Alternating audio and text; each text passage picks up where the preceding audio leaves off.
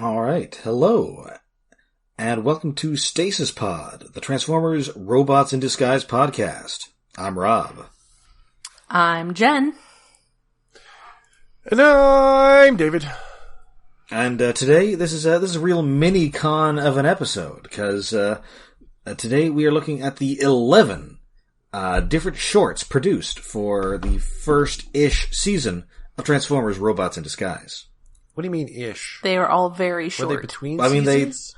They clearly take place during the first season, but they introduce some concepts that are going to come in the second season. But they introduce concepts that come in the second season with characters that only exist in the first season. Right. Which makes it weird. Yes. But that, of course, doesn't apply to this first one at all. We don't have any creative info as to who wrote these. Unfortunately. Not on the episodes, no. They have title cards? Yes, but there's no... I wish we got more Transformers title cards. I really like the title cards. They're really adorable. They're painted, they're very much Looney Tunes title cards, Batman in the animated series style. Yeah, I was definitely thinking Batman the animated series kind of title cards. Mm-hmm. But yeah, they're very cute little title cards. The first few of them don't seem to be in any particular, storyline or anything. They're just little one-offs, and then partway through they actually get some continuity going. Yeah, there's sort of two distinct groups of these. There are the first 5 that are just kind of like one-off gags, like the animated shorts. Mm-hmm. And then you've got the final 6, which are kind of like an episode cut up into little slices, except it's, even if you put them together, it's much shorter than an actual episode. Yeah, it's like not even half an episode. I mean, they're about 2 minutes each. There are about 6 of them, so it's about 12-ish, 10, 12 minutes. Mm-hmm. But I guess that's appropriate, because it's all about mini-cons. Yes. At least those are all about mini-cons. Yes. I'm gonna guess whoever wrote the first one is whoever just thinks that beating up on Fix-It is the funniest thing ever, because I feel like we encountered that in some of the episodes. Yes, so our first short is Fix-It Jam.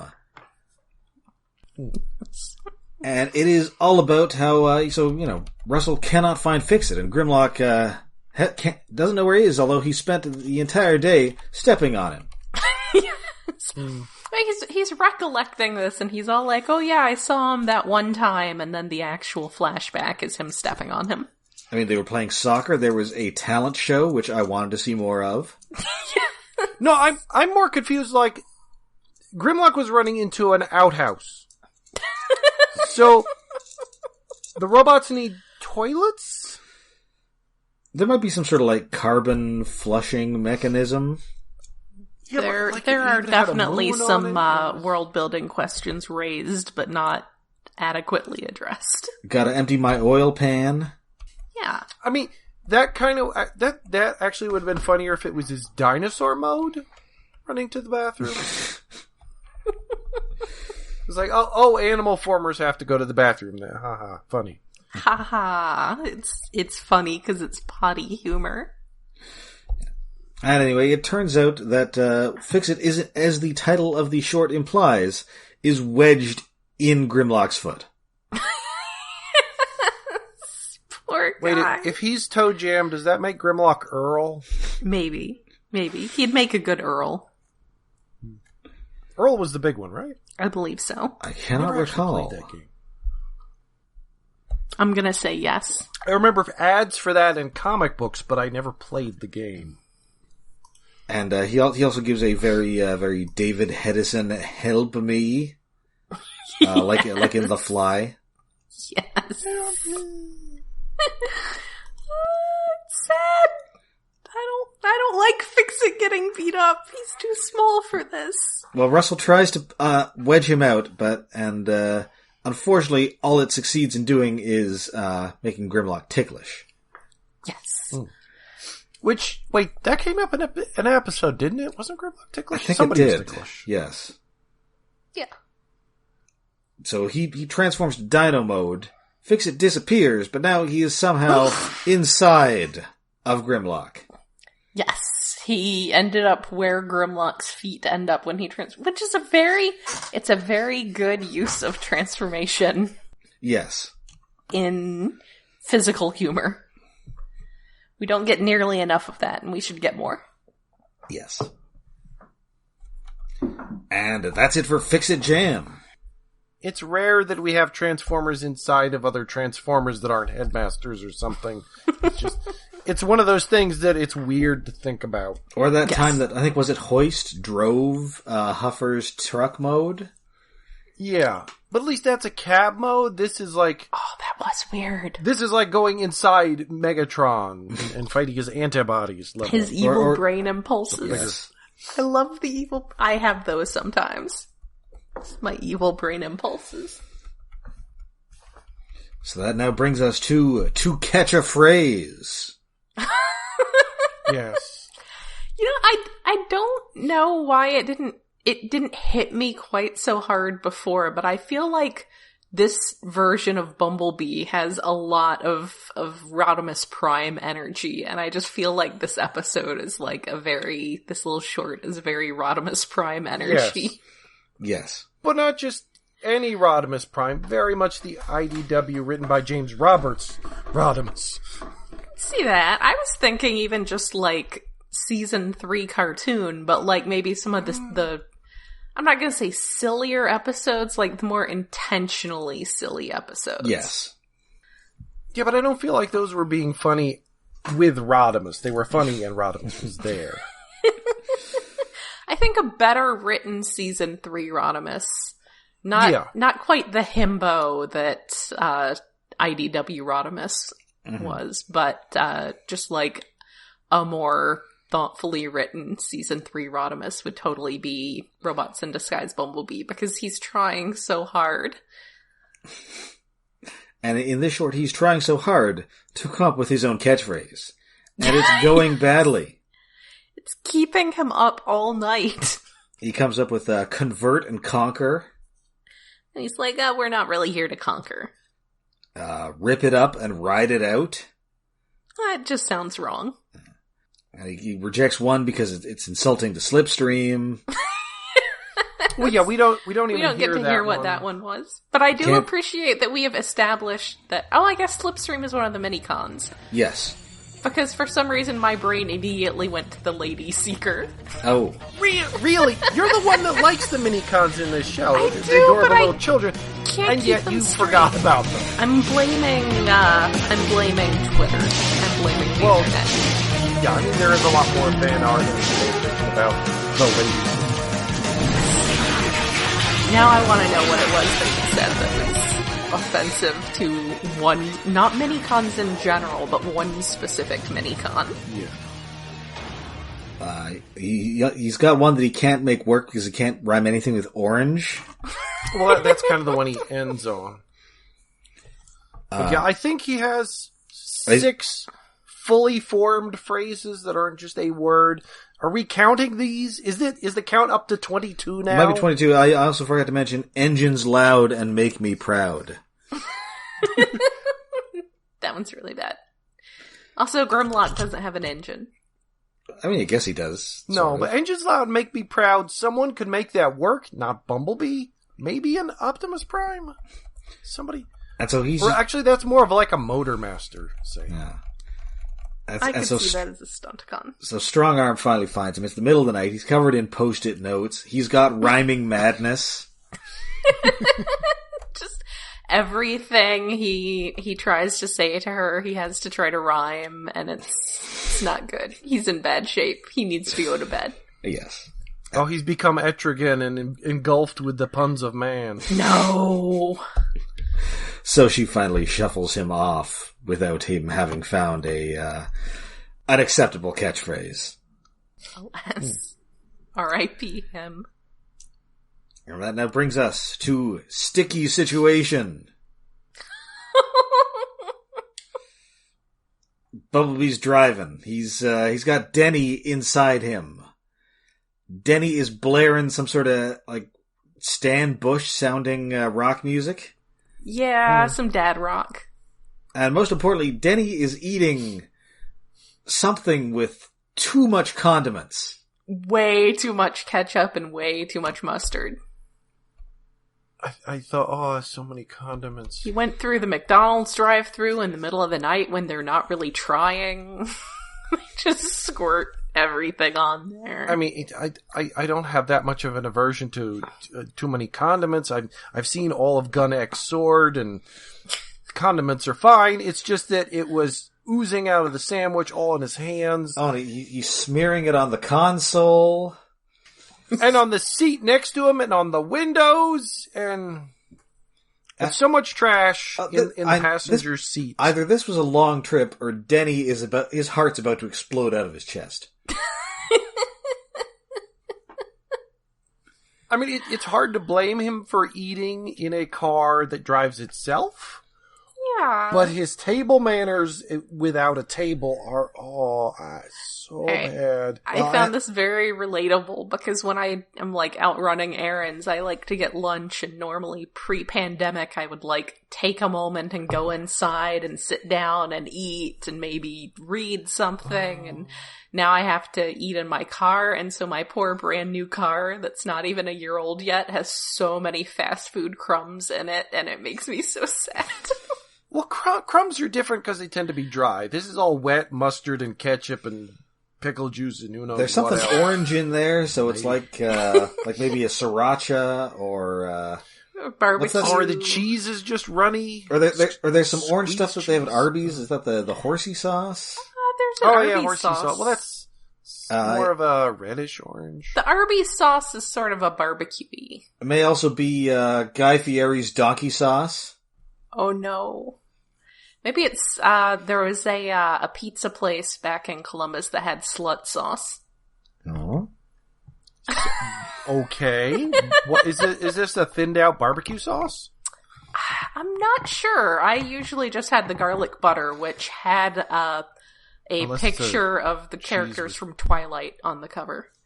It might be bottle. It's entirely possible this is mayo chup. Maybe it's a mayo chup.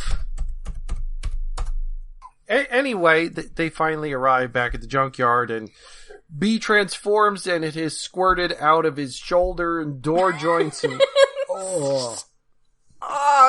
just so gross. So unclean. So he has to go in a car wash of doom. Well, I will say that the kudos to whoever's doing the Foley for this episode, because it's extremely gross. Yeah, it's a lot of horrible squishy sounds. And this is the same car wash that Strongarm was secretly sneaking off to. Oh, was it? In Sideways. I thought it was in the junkyard. But... She let them in. It does look like it's in the junkyard, but maybe it's not. It's definitely the same model. Maybe they built one. Maybe they moved it there. Maybe they were like, okay, Strongarm, if you want to do this, that's fine, but let's not do it in some place where you're going to blow your cover. Or maybe they just liked the idea so much. It was like how you can absolutely buy those big massage chair recliners. If you like the one at the mall so much that you want to spend $2,000 to $3,000 to have your own at home. Honestly, yeah. Honestly, I got a friend in Wisconsin who got one. Maybe not the most expensive one, but I tried it once and I was like, I wish I had one of these frickin' things. Look, if I did Think how much you'd save in quarters, though. If I did not live on the second floor, I would... I might have bought that before I bought a new laptop.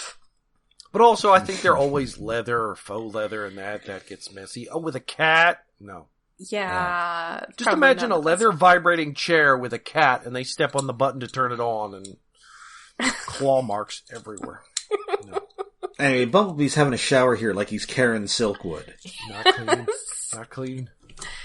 Just Lady Macbeth here. Just the spots will not come off. And he's just mumbling about how, they have napkins why on can't Cybertron. Denny use a napkin? We even have those on Cybertron. Yes. Which, again, brings up odd thoughts, but I guess they do eat things. And I guess we know they eat. Some of them do, anyway. And there are guys who are known to be, messy, like Blot. Yeah. I can see that. I mean, so maybe if it's, you have so maybe any it's less fluids, a napkin and more like a chamois. Good to have some kind of, like a chamois. It's just that, that is what their napkins are. Because they're not going to be paper. They don't have trees. That's right. Although, as we're about to find out, they might have flowers. Yes. Well. So anyway, he finally gets all of these, the remnants of these diners, drive-ins, and dives off him. And then immediately Sideswipe just drives past and douses him with mud from above. Yes. Womp womp. Bum bum bum ba da da da da da da da da. Also an appropriate musical effect. All right, and that now brings us to Carjacked. Yes. And this, it is we're on the mean streets of Crown City. Where I guess they have I like that there's no explanation for why all the Autobots are just parked, just sitting around. Are they running a sting? Well, considering how the end of the episode is, probably. I'm pretty sure. Yeah, that's a good point. I guess we'll get to that at the end of the episode. I'm pretty sure in Macon Tracks, when Tracks gets stolen, they were like actually working with human law enforcement to catch this big car theft ring that ended up being tied to the Decepticons. And this is also, was there a Generation 1 issue where Bumblebee gets stolen? Somebody got stolen. Does he get stolen in that Flight of the Bumblebee? Yes, Ken Flight of the Leminski. Bumblebee.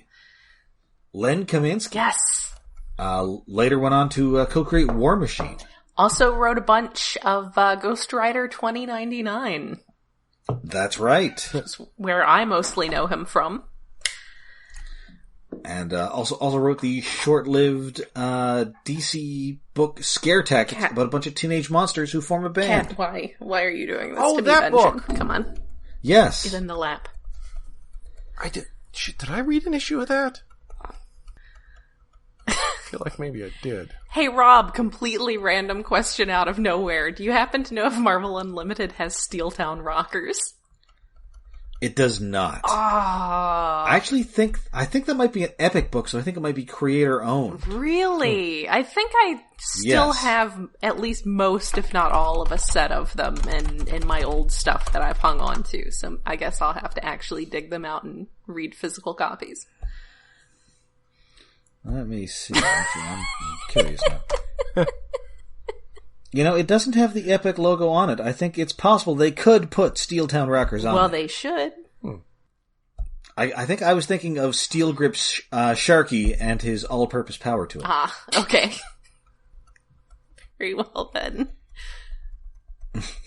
And thankfully, it's a Wikipedia page. It very helpfully says, it is not clear whether Steeltown Rockers takes place in the Marvel Universe.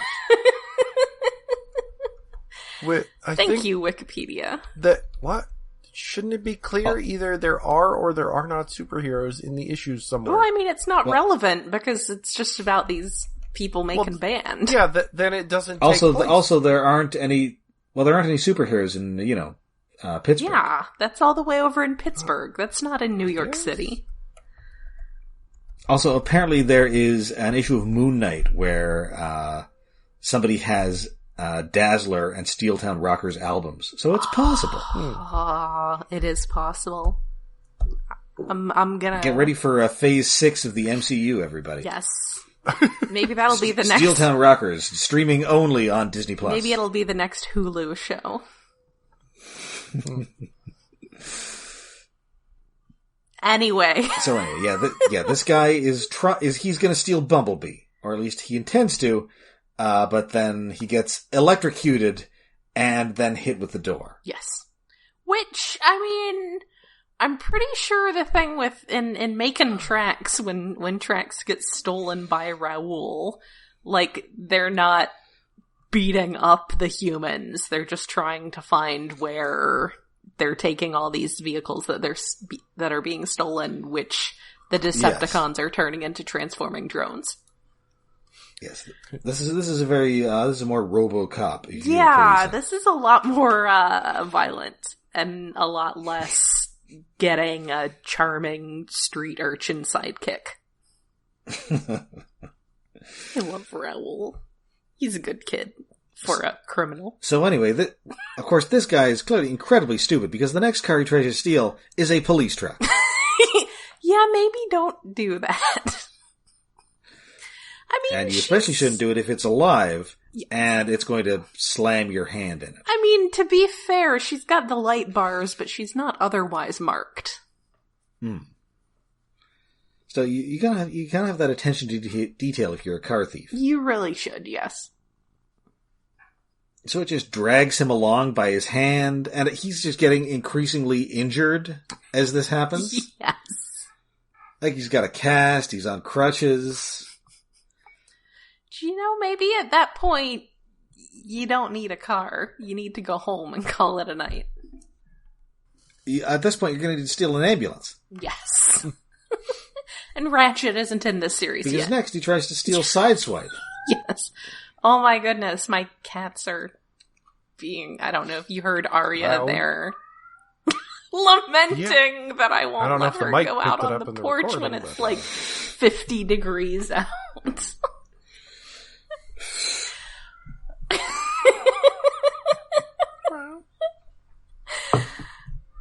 So loud. And the thing is, she's like at the bottom of the stairs by the front door, so she's not like right by. Oh, well, that's probably why it's echoing. Probably. I'm going to step away for a moment. Feel free to continue. See if I can convince her to maybe settle down. I'll hold on. Arya, baby girl, here.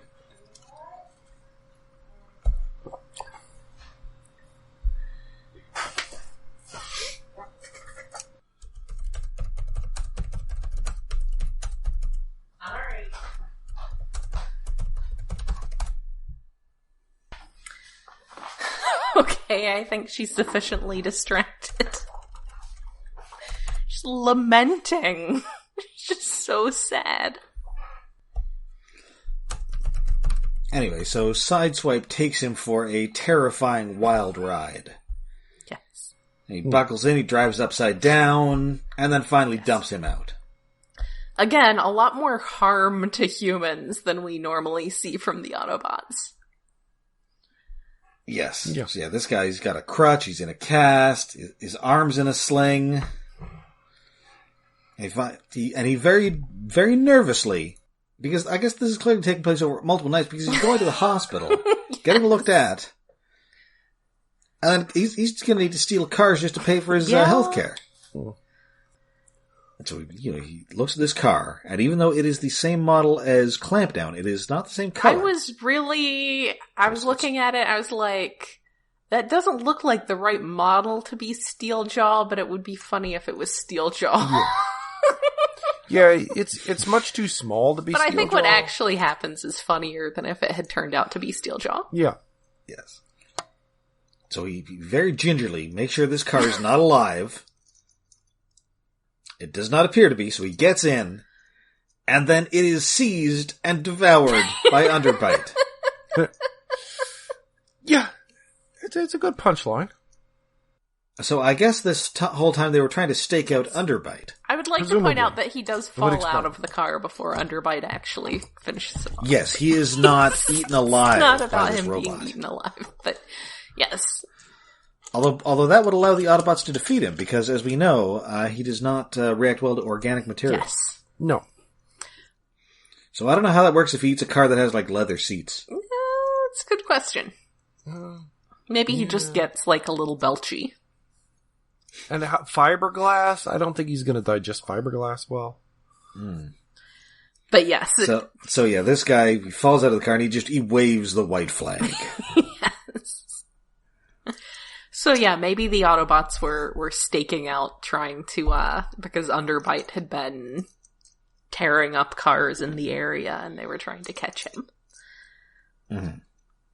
Not human car thieves who were selling cars to the... I don't even know if they were selling the cars to the Decepticons, because, like, Where would G1 Megatron get money? That's a good question. Maybe he was giving them laser guns or something?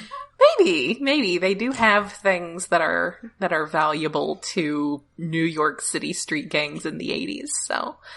But, man, I want to rewatch that episode. Anyway. So, we now go on to Perfect.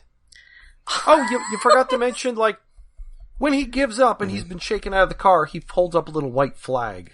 Yeah, he waves the white flag. Yes. Which, like, a Wile E. Coyote ending, sure. That's much appreciated. So yeah, Perfect. So Grimlock, he's got one of the Decepticon hunters, which he usually does not use, and he's decided to make his perfect weapon.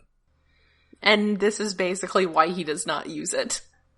So, and he, it's not really working. Denny is sort of trying to, talk him through it, visualize your perfect weapon. And first he makes he's trying to, come up with his inner Dinobot. Think, just close your eyes and tap into your inner Dinobot.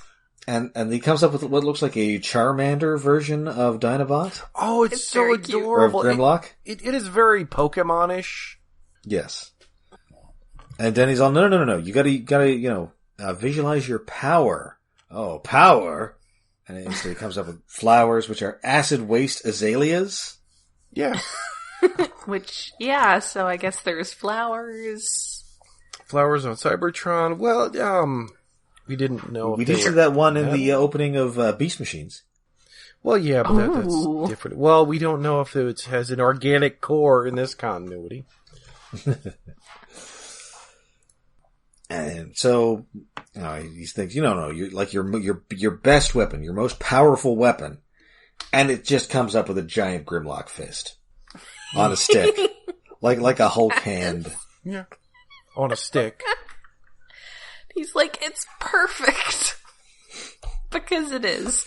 Because this is why he doesn't use a Decepticon hunter, because he just wants to punch things. That's right. Alright, and that is it for the gags, and now we're on to a plot. No. And that is Knock Knock, also the name of one of my favorite Ghostbusters episodes. Oh. Which one is that? Isn't that the one where there's like the gate to hell in the subway or something? Maybe? I don't... Oh. Right, I don't even remember a lot of individual episodes of that. There's like a monster face on the door that says, do not open until Doomsday. Oh, I thought the title of that one had Doomsday in it for some reason. Yeah, but that's a good episode. And I think that's like maybe the first episode or something, so it's the pilot. And so it's a lot creepier than all the other episodes. They're in maybe not all the episodes. They're in the subway and it's just full of zombies. Yeah, there's zombies and skeletons and do like the subway cars turn into monsters or something? Something like that. Yes, it's definitely written by J. Michael Straczynski. This sounds great. It's a good episode. I want to watch this now. One of these days.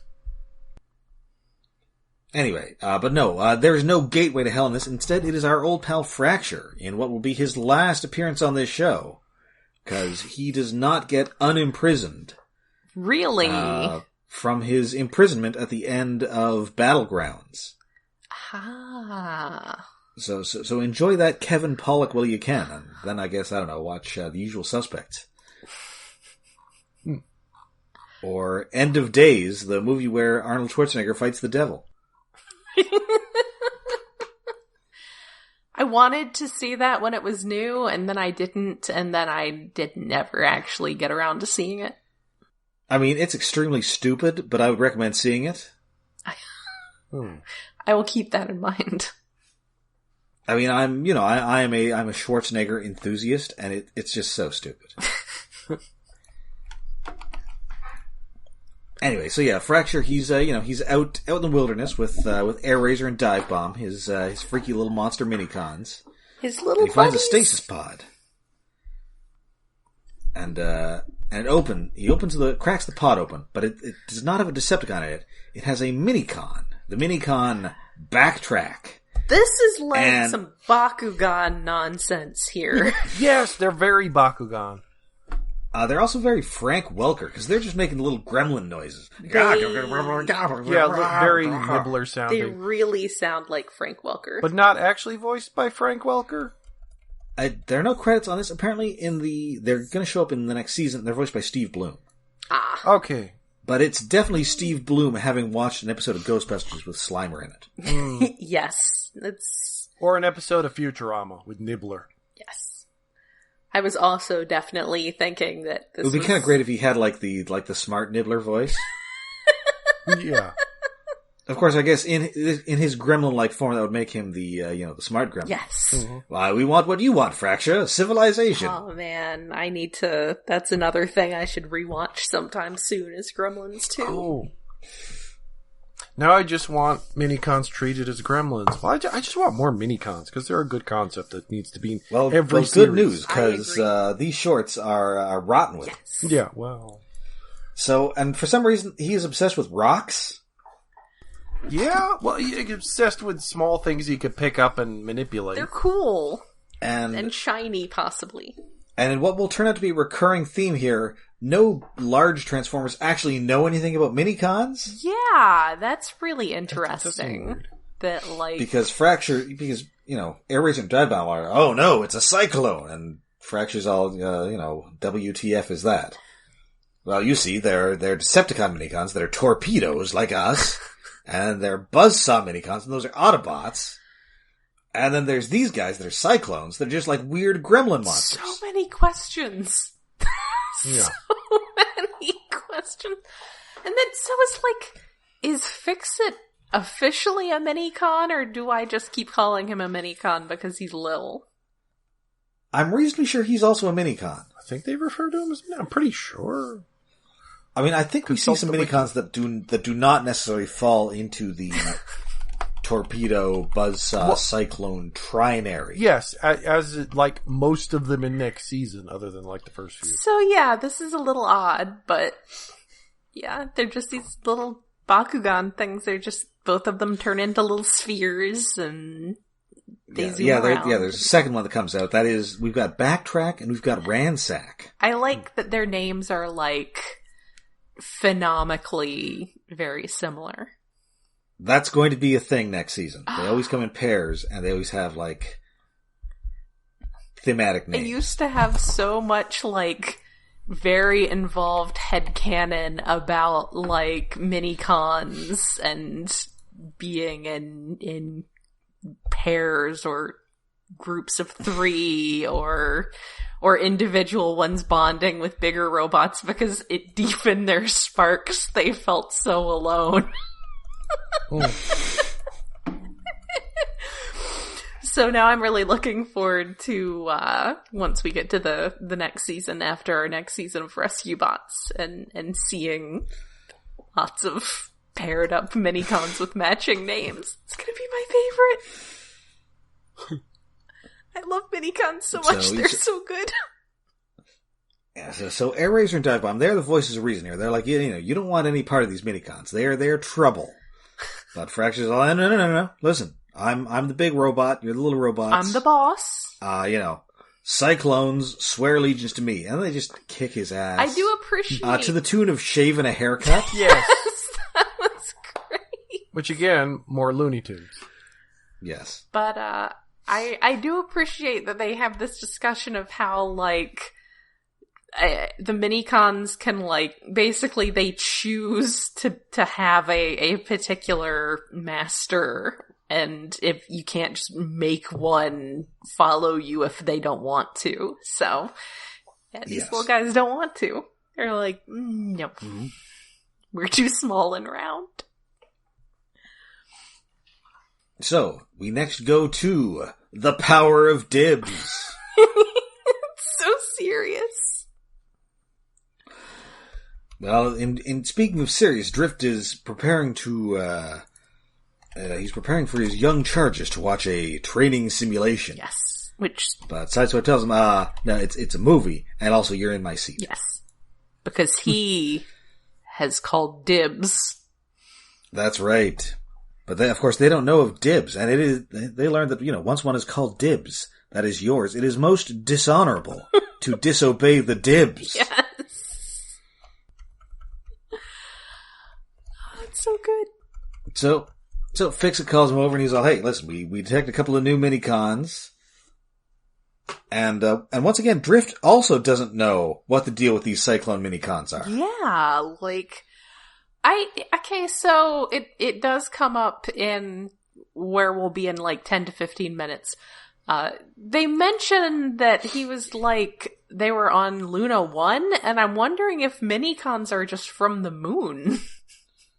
Mini-Cons are moon in the people. aligned continuity, the Mini-Cons do all live on the moon colonies. So maybe that's the thing, is they have their own subculture out there that the other robots have not bothered to learn because they're jerks. And I mean, it's possible also that the Cyclones are like the embarrassing relative that we don't talk about. Maybe. We don't want everybody to think that we're just a bunch of goblin balls. I want to be a goblin ball. Just spin around. It's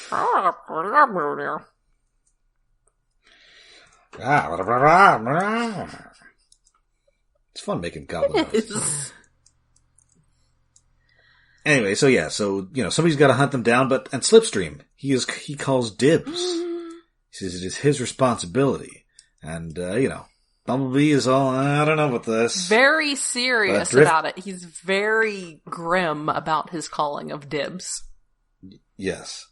And Drift is all, well, my young Padawan, I must respect your calling of dibs. Basically, almost verbatim. He doesn't actually use the word Padawan. But he definitely uses the word dibs. Yes, I guess I was just thinking that because I watched Dark Man last night, so I've got Liam Neeson on the brain. No. And another weird thing here, we get the mugshot of,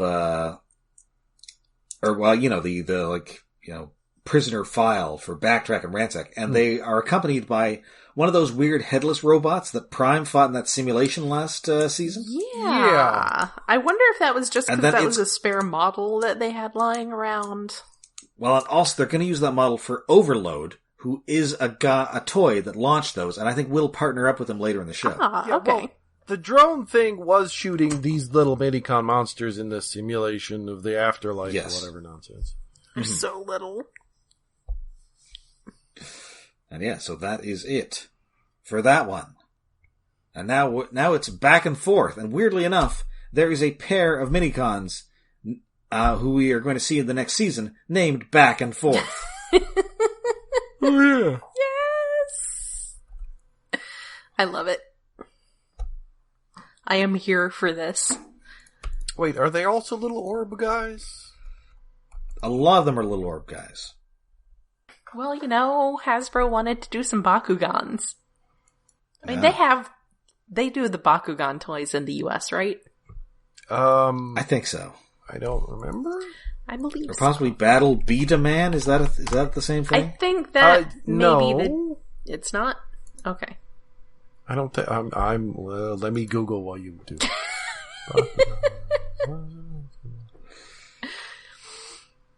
And then what are the things that are the tops? Is that also Bakugan? No, that's Beyblade. Beyblade, yeah. Beyblade. That's what I was thinking. I do remember it, the BotCon where Bakugan was, first, was a new thing in Japan. And somebody had gotten one from probably Azusa and just had, the little metal thing and just dropped it on there and it popped open. Yeah. And we were all like, they're great. They're amazing. That's they're satisfying. deployers or Cordicons. Okay, it looks like Battle Beat 'em on. They're like guys who shoot marbles. Yeah, that's different. That's dangerous. I have... Yeah, that's definitely lodged in somebody's esophagus. Very recently, I was at, TJ Maxx, and they had some Bakugan that I was thinking about getting just as fidget toys, because they're just very satisfying. Also, the transformation of these guys reminded me a lot of Egg Beasts. If you want to spend ridiculous amounts of money on extremely don't do that. obscure. You can get a shitload of Bakugan really cheap. And apparently they're Sega toys and Spin Master. Oh. You know, the guy who founded Spin Master was the guy who created Inhumanoids for Hasbro. According to Wikipedia. They own. That's interesting. Yeah, I thought Hasbro got them. Back and forth. I thought they were like Takara and then Hasbro got them, but no, I guess I was wrong. No, Beta-Man is Takara. Oh, okay. That's what... Is Beyblade Takara? I don't know. I didn't look up that one. Maybe I'm confusing Bakugan with Beyblade for purposes of who has toy rights. Oh, Beyblade is Hasbro, yeah. Okay. That's probably why I was confused. Like, I know which one is which, but once you get into things like whose brand name is on it. Well, they all start with B. Yeah. Beyblade, Bakugan, Beta-Man. Metabots. Stupid confusing. Well, that's enough. I think that was... Bring some other random I'm not going to look up that one. I think it was here out of nowhere. Look, Retro Crush has Metabots for some reason. Anyway. So yeah, the Fracture is looking for these Mini-Cons with his own Mini-Cons, and he finds that they have drawn an unflattering caricature of Fracture into the ground with their ball bodies. Yes! It's very cute. They're so good. By which I mean very bad and mischievous and adorable. And then he stumbles on some bombs and gets knocked out. Yes. Oops. Like unconscious. So now it's Mini-Con versus Mini-Con, and Dive Bomb and Air Razor are telling Backtrack Ransack how fantastic it is to work for Fracture. He's a fantastic boss. He does all the walking. Sometimes he smiles. Yes, and he's the most feared bounty hunter in the galaxy. I really liked he does all the walking. Yes. He'll just I know, we just attach to his shoulders and he walks everywhere. Yeah. It's great. I have to scurry everywhere on my little bug legs. Yes. Which he does not have any way to approach people that doesn't seem creepy. I mean, they're both creepy little goblin guys. Yes, they... I mean, Dive Bomb has those, like, weird long monkey arms. Yeah, both of them. And then Air Razor is just like a walking nightmare monster. Because I just noticed when they were approaching the Cyclones that especially Air Razor just has no way of approaching people that does not look creepy. Yes. That seemed unfortunately counterproductive. Oh, Beta-Man seem overly expensive for little Gundam-y things that shoot marbles you don't put together yourself and look really cheap. Yeah. Well, I guess it's mostly the aftermarket. Man, that's not good.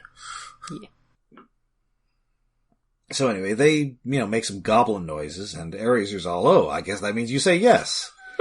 But then they just launch them on a tree that they're standing on. So they just get hucked off into the distance. Mischief occurs. It's very mischievous. Yes. So we're not recruiting anymore. We're gonna wreck these guys up. So they turn into their torpedo modes and chase after them. They're done. It's just gonna be fight time now. Yep. So now we're on to The Tragedy of Slipstream. And this has a really great title card. It does. It looks really tragic. It's very Batman the Animated Series. It is. Tragedy. So anyway, Slipstream is off, and Jetstorm has followed him. Because, they're bros, and he cannot allow him to go on this dangerous mission alone. Yes. Now again, Slipstream is the more serious of the two of them.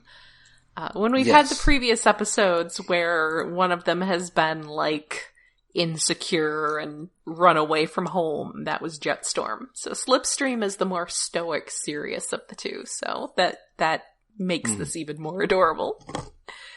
Yes. And he mentions, we met, and we met as thieves. And we are going to get some expansion on that backstory quite a bit later. But, I have to tell you before I turned to a life of crime. Oh, yes, I was a child on Luna 1 in Helpful City. Helpful City. That's not dystopian at all. I mean, I see it less dystopian and more like these mini-con moons are just like adorable baby towns. That too. I was just sort of thinking that, like, they are a servant class and they are being indoctrinated very deeply into their social status, but I suppose it's also because they're very helpful. I just assume that all their cities have the names that sound like British children's shows you've never heard of. Yes! Like, Helpful City, just down the road from, Cheerful Village. Yes. Sunshine Town. Exactly. Quacking upon Rotherham Shire. Sure. And, he was in Serenity Yard, going over a bridge. And then he was attacked by a cyclone. Oh no! And it took my most precious possession. My first ball bearing. Yeah. And they just roll it off. The ball. And he's crying. And that is the tragedy of Slipstream and why he must set out on this dangerous mission alone. He's crying. And it's just the saddest little baby. They're already too cute, and then they make them be little kids in a flashback, and I can't deal with it. That's it. I'm going home. Can't deal with it anymore. Well, too bad, because we got two more. It's a level playing field. Yes. And we get a 3-way Mini-Con Rumble. Yes, they're gonna fight. Or at least it starts out as a 3-way Mini-Con Rumble, but it turns out the Cyclones are very interested in piling up a bunch of rocks on top of each other. Look, they're simple Mini-Cons with simple needs. All they want to do is pile some rocks on top of each other. All they want to do is make a cairn. This is important. This means something. Except it actually comes out as... Yes. Well, you're getting into Ewok territory there. Oh no. Be careful, those will eat you. Yeah. Yum yum. Oh, where's Wilford Brimley when you need him? Look, they're not people. That's not cannibalism. Yeah, it's only cannibalism. They ate other Ewoks. Yeah. They're probably eating everything on that planet. Wilford Brimley, those weird green goblin guys from the Ewoks cartoon. That's going to be on Disney Plus soon. The rabbits, of which there's only one left. Although I don't know how they caught them because they're really freaking fast. Probably those orc guys from that second movie. Oh yeah. They definitely got it. I am going to watch those movies. It's going to be great. I am absolutely going to watch those. Oh, they're putting them both on? They're putting them both on, and the Ewoks cartoon. Strangely, not droids. Not droids, yeah. I really wish I want droids. Yeah, they should put droids, because I think droids has more things that have been reused in canon. Well, I mean, and it just feels more like Star Wars. I mean, you got spaceships and robots and the Empire, whereas we're just fighting a bunch of magical creatures in that Ewok show. Yeah. Yeah, and the second Ewok movie has, like, child murder at the very beginning. Yeah. Yes. Maybe it's leading up to something. Maybe they're gonna release droids along with some, like, big, I don't know, Disney Plus C-3PO series. Oh, I'd watch that so hard. We got to, Anthony Daniels is still alive. We got to get on this. Honestly, yeah, because wasn't there an entire episode of Rebels that was all robots? Ooh. They should just do that, or one of the cartoons. I didn't watch any after Clone Wars. There's been 2 of them now. But anyway, the other thing that they're crazily re-releasing is they're putting out the animated segment from the holiday special. Yes. With the one good part, yeah. The only part where well, good in quotes. Well, probably also the part that we don't have to pay like extra licensing fees for, and also all the music, that Lucas won't have us killed for releasing. Yes. Yeah. And it's got Boba Fett. We don't have to throw money at B. Arthur's estate. That's right. I think everybody from that, who's like all the non-Star Wars actors, might be dead now. I mean, most of all them the were, musicians too? A lot of them were kind of old when it was made. All also, I assume all the musicians were just using cocaine constantly. Oh yeah. Also, Carrie Fisher. I can't remember if Grace Slick was still in Starship at the time, Jefferson Starship at the time, but she's still alive. Oh, well.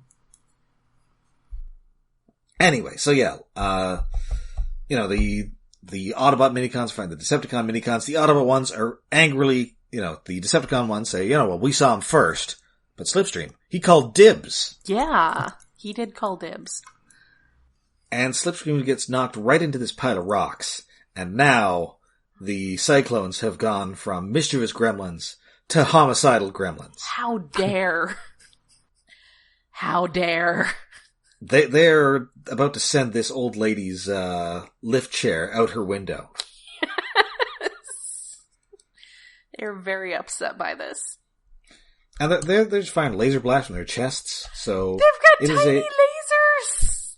Yes. Do any of the other Mini-Cons have lasers? They probably did. Probably some of the later ones. Some of them. I know you've got, there's one with heat powers and one with cold powers. It's got lasers!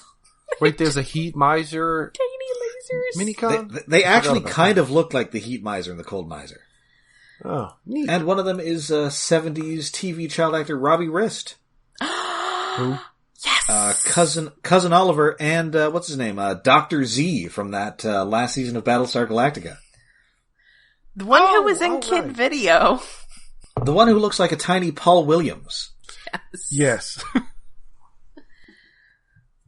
I totally worked Kid Video into a conversation at work the other day, Absolutely. And I was not sorry.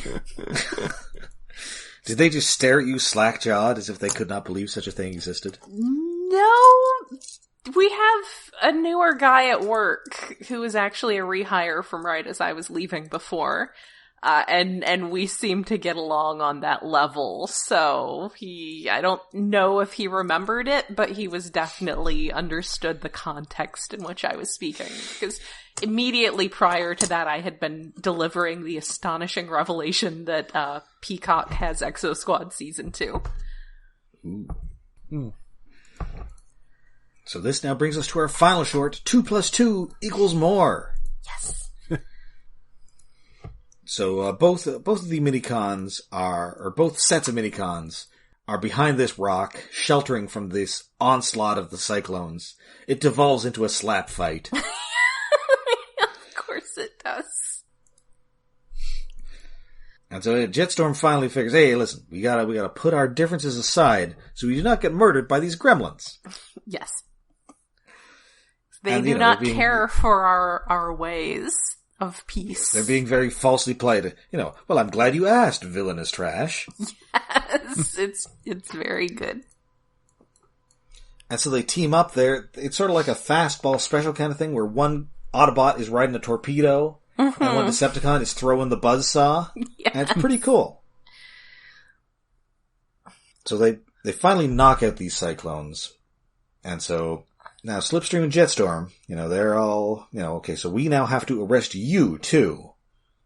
But they say, no, listen, you have to, you can only carry one set of Mini-Cons back to your base, and we invoke the ancient Earth tradition of not it.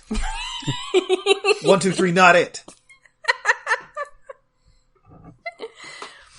That's pretty great, and considering that they are not hanging around a human child the way that the Autobot Mini-Cons are, I kind of want to know where they learned it. I'm going to have to assume they just watched a bunch of TV. Probably. Probably they watch a lot of TV with, rambunctious children. They're big fans of Dennis the Menace. Or they just commandeered a movie theater like Gremlins. Yes! That's also wearing possible. 3D glasses, hucking popcorn at the screen. and then Phoebe Cates tries to set them on fire. It's a conveniently automated movie theater. Oh yeah, not a Phoebe Cates or a Zach Galligan to be found. Nope. All right, so they get back to the base with these two Cyclones, and shockingly, they get a hug from Drift. Aww. And he quickly, backs out of it, but he's all, I am most pleased that you returned unharmed. And, he's got a safe face. That's right. He almost had a feeling. That's right. That is not a problem that Fracture has, because they get back there and Fracture's all, listen, this never happened. Yeah. This didn't happen in a full-length episode. It's not in continuity. Yes.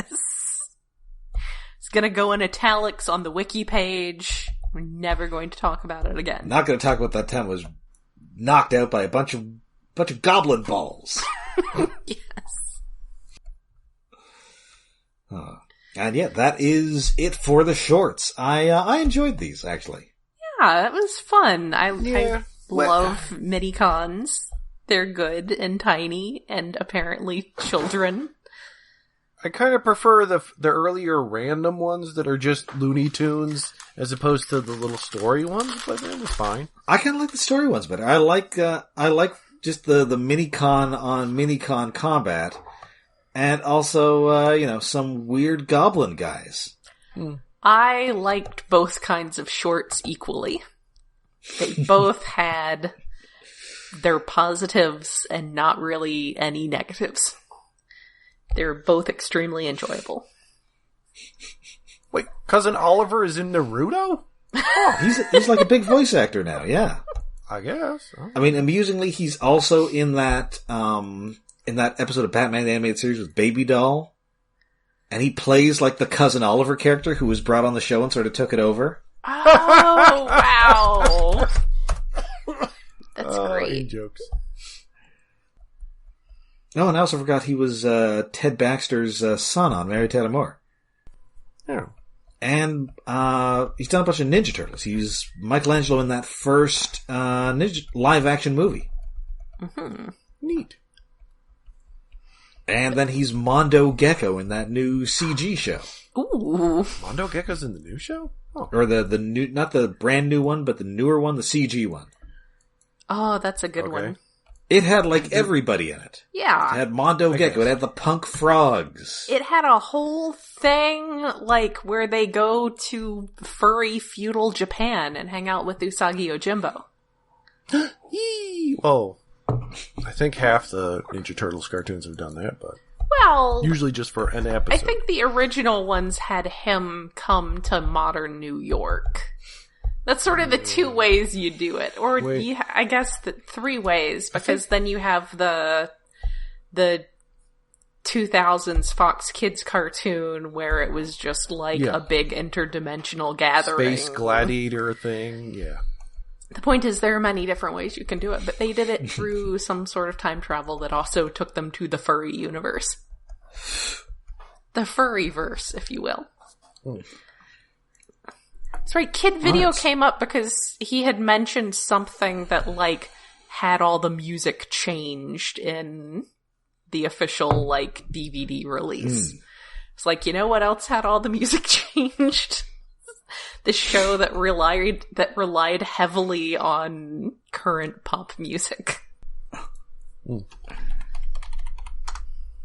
right, so that is it for this episode. We will be back next week with some rescue bots. Aw, it's time for the good boys. That's right. We're going to roll back to the rescue for another season. Yay. But of course, slight diversion that I forgot when I was editing episodes, and in my little bonus comments about talking about Tokusatsu, and I was stuck. It's like, which is better, Ryu Soldier, Go-Go 5, or Zyuranger? Somehow my brain in that fog completely forgot Go-Kaiger, which I've also seen all of, and is way better than anything else. Oh my god. It's Space Pirate Rangers. It's great. And I'm almost done with Tokuger, which, despite being more kid-aimed and about trains and combining robot as ugly train dick, is really good. Oh, is that the one that's like, I have the strangest boner? Yeah, the one with the train dick. That one, against all odds, I should not be liking it. It's so toyetic and child aimed, and the trains is an aesthetic I don't give a shit about, but it's really well written. So I'm enjoying that. That's better than Zyuranger, Go-Go 5, and Ryu Soldier, but I haven't finished it yet. But Go-Kaiger is better than anything else. By a factor of 5, possibly. He's so good. Anyway, and lottery. Well, Twitter polls have finally decided what I'm going to be watching next time, although I had to do it twice because it was a tie the first time between Die Ranger and Mega Ranger. I'm watching Die Ranger next season. All right. Which is the one that was adapted second in Power Rangers, but they didn't use the suits except for the White Ranger. But they used all the robots. They just didn't use the Power Ranger suits, which was weird. Anyway. All right, so until then, of course, until next week, you can find us all over the internet. We are on Twitter, we're on Facebook, and we have a Patreon. Yes, we are hosted on iaconunderground.net, where we have a Patreon set up to help with hosting and other expenses.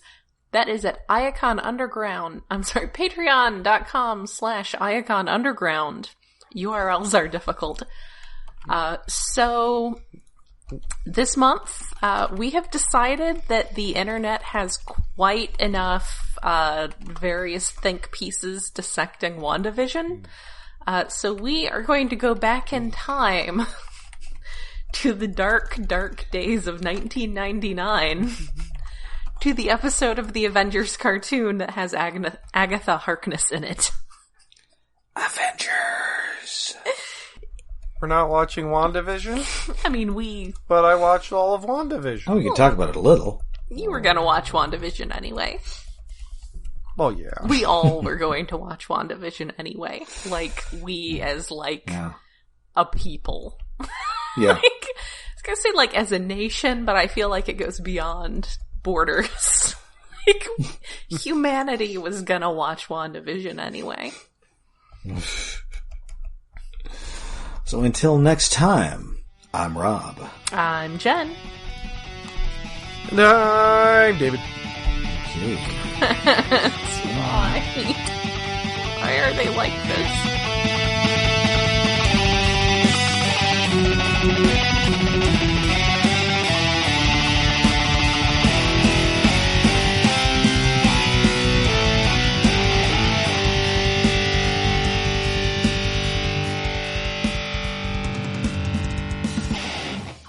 Benjamin.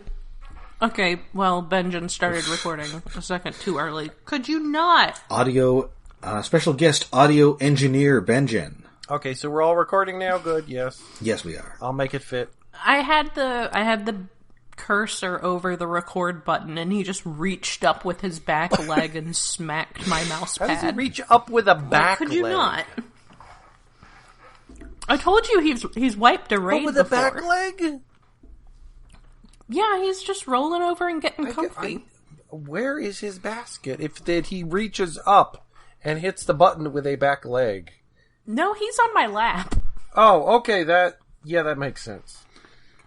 He's currently on my lap, and he rolled over onto his back a little bit and kicked out his back leg up onto my desk and hit the mouse button. My main problem with my cat is he loves to make me jump in Warcraft. Oh yeah, he does that. His favorite thing is to just come up and sit directly up against my mouse bar. Yeah. Or my space bar. Like a jerk. What a jerk. He's a big baby. He's purring now. He knows he's being a pain in the ass.